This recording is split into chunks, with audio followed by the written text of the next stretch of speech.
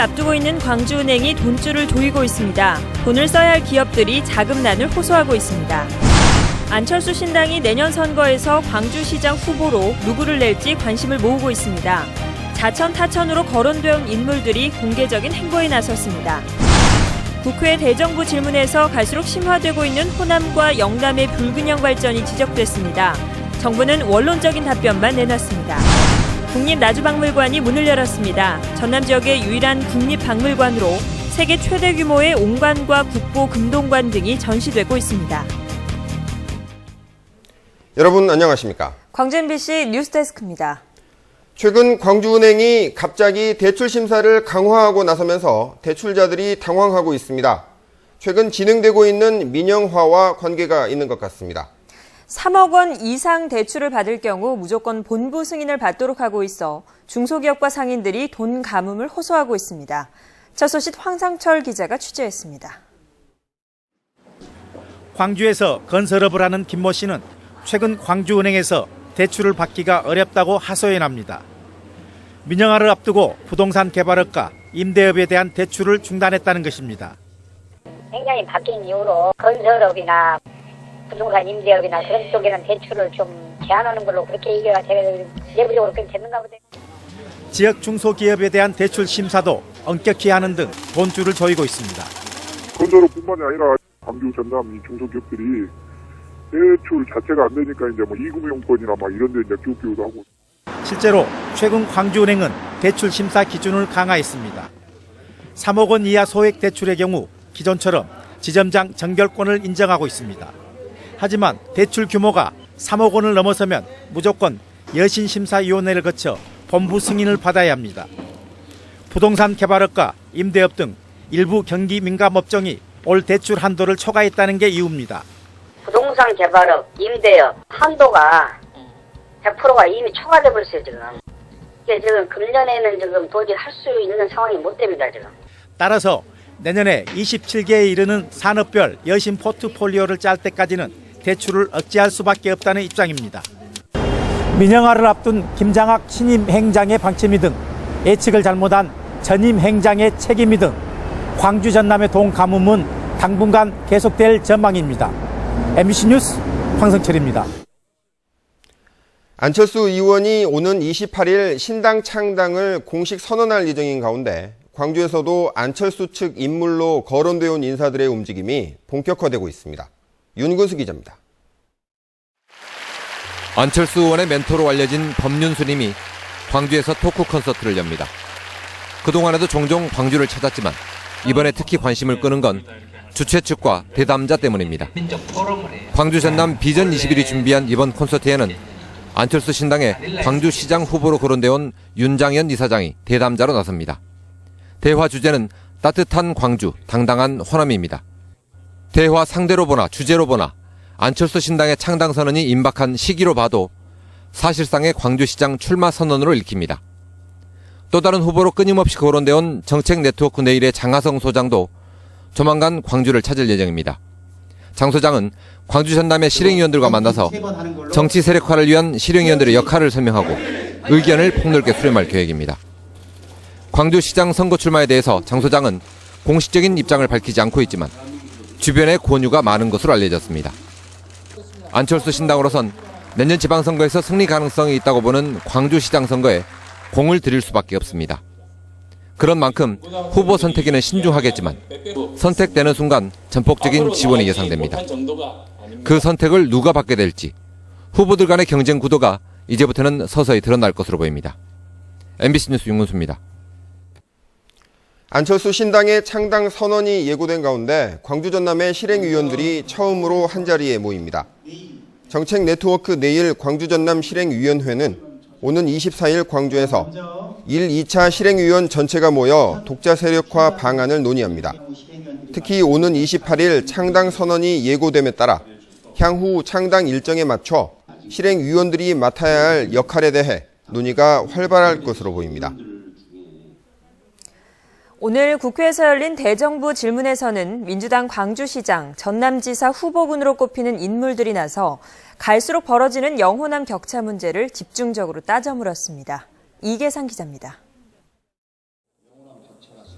국회 경제분야 대정부 질문에 나선 민주당 주승영 의원이 영호남 불균형 발전 문제를 질타했습니다. 주 의원은 전남과 경북에 추진 중인 도로 개설 상황을 구체적으로 제시하며 경제적 타당성이 비슷한데도 영남 쪽 SOC 투자는 속도를 내고 호남은 지지부진하다고 지적했습니다. 영호남 격차가 커지는 상황에서 동서통합지대 조성이 과연 실효성이 있는지 자칫 전시성 사업으로만 전락하는 건 아닌지 따져 물었습니다.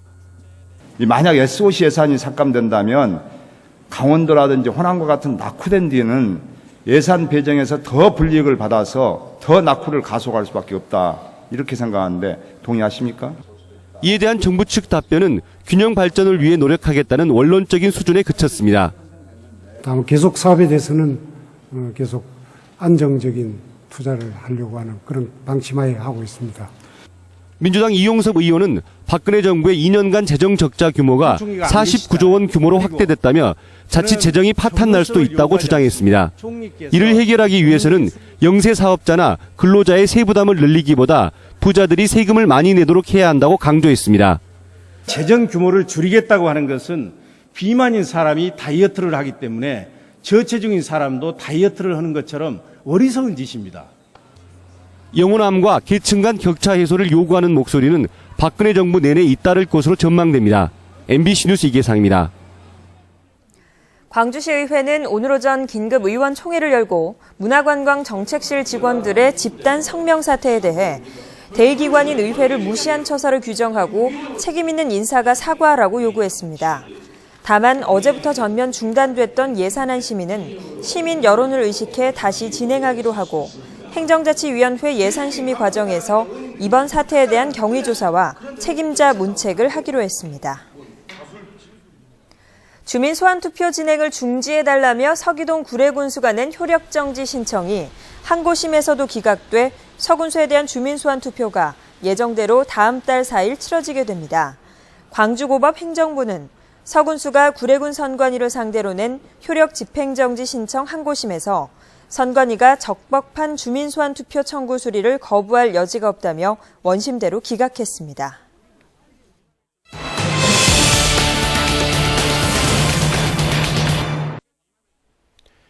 노인 요양시설에서의 인권 침해를 생각해보는 연속보도 마지막 순서입니다.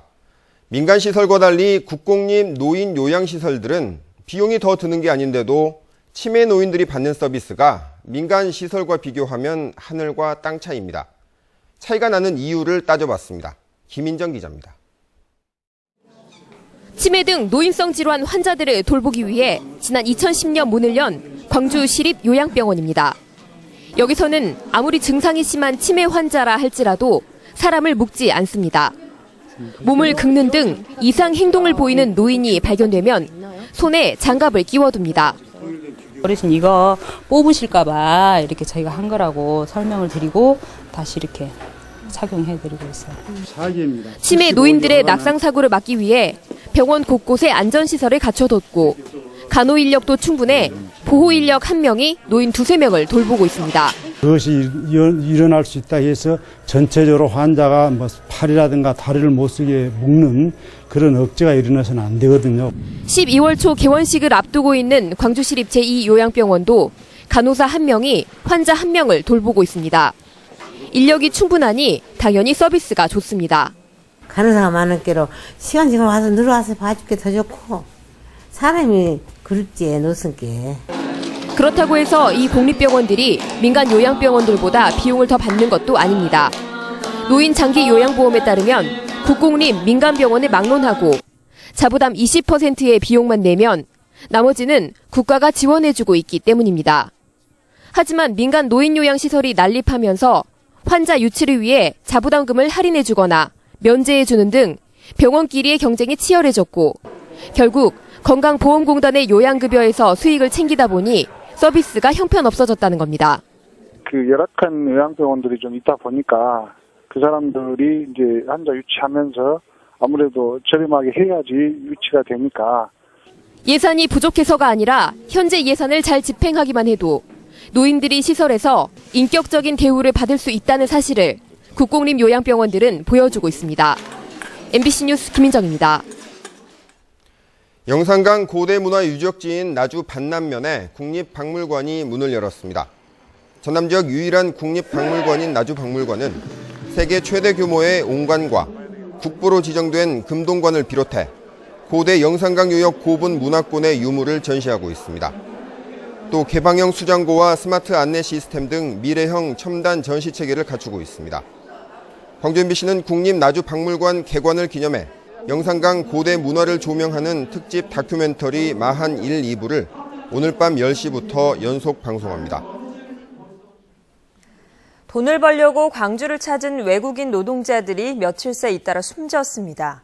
더 나은 삶을 찾아온 이들의 선택이 비극으로 끝나고 말았습니다. 송정근 기자가 취재했습니다. 광주 하남산단 도로에 세워진 차량의 블랙박스입니다. 부딪히는 소리가 나더니 차량이 빠른 속도로 달아납니다. 술을 마시고 운전을 한 43살 김모 씨가 오토바이를 타고 가던 미얀마 출신 노동자 33살 사이웬 씨를 치고 달아나는 겁니다. 사이웬 씨는 결국 숨졌습니다. 너희들이 몸이 피곤하지 않는 한 일해라. 근데 이 애는 하루도 어지간히 거리지 않고 일을 해요. 2년 7개월 전 코리안 드림을 꿈꾸며 한국에 온 사이웬 씨는 월급 대부분을 미얀마의 부모에게 보낼 정도로 성실한 아들이었습니다. I think he's a very clear heart. It's very good. He's not drinking alcohol. Never. 사이웬과 비슷한 시기에 방문 취업 비자를 발급받고 한국에 온 중국 교포 56살 유모 씨도 광주 시내 한 여인숙에서 차가운 시신으로 발견됐습니다. 일자리를 구하기 위해 한국으로 건너온 유 씨는 일감이 없자 주로 집에서만 지냈던 것으로 알려졌습니다. 달방과 인력대기소를 전전하며 일거리를 찾았지만 지난 한 달 동안 일을 한 건 단 이틀뿐이었습니다. 오늘 이렇게 일 나갔어 하면 나갔다가 다른 사람들은 다 이렇게 배에다 일 시키고 하는데 오빠는 몸도 허약하고 거기에 힘없어 보이니까 자기는 쓰자는 사람이 없다면서. 저마다 코리안 드림을 꿈꾸고 한국에 왔을 이들의 꿈이 산산이 부서져 버렸습니다. MBC 뉴스 송정근입니다. 대법원은 지난 대통령 선거 당시 박근혜 후보를 비방한 혐의로 기소된 전교조 광주지부 소속 교사 백모 씨에 대해 명예훼손죄를 인정해 원심대로 벌금 300만 원을 선고했습니다. 그러나 검찰이 기소한 선고법 위반 혐의에 대해서는 무죄를 선고했습니다. 백 씨는 지난해 8월 서울 민노총 행사에서 박 후보를 두고 공천 헌금을 받은 이라고 지칭해 명예훼손과 선거법 위반 혐의로 기소됐습니다. 광주사회복지공동모금회가 사랑의 온도탑 제막과 함께 2014 나눔 캠페인에 돌입했습니다. 사회복지공동모금회는 내년 1월 말까지 작은 기부, 사랑의 시작입니다를 주제로 이웃돕기 성금을 모금한 뒤 저소득 가정과 소외계층에 지원할 계획입니다. 올해 목표액은 작년보다 6억 2천만 원이 많은 32억 원으로 책정됐고 3,200만 원이 모일 때마다 온도탑 온도가 1도씩 올라갑니다. 화순군 능주면에 있는 농어촌 뉴타운을 조성하는 사업이 마무리됐습니다. 잠정 햇살마을에는 60가구 470여 명이 입주해 있습니다. 농어촌 뉴타운 사업은 정부가 젊은 인력을 유치하기 위해 주거단지 조성에 필요한 각종 기반 조성을 지원하는 사업으로 전국적으로는 5곳, 전남에는 장성 드림빌과 화순 잠정마을 2곳이 조성됐습니다.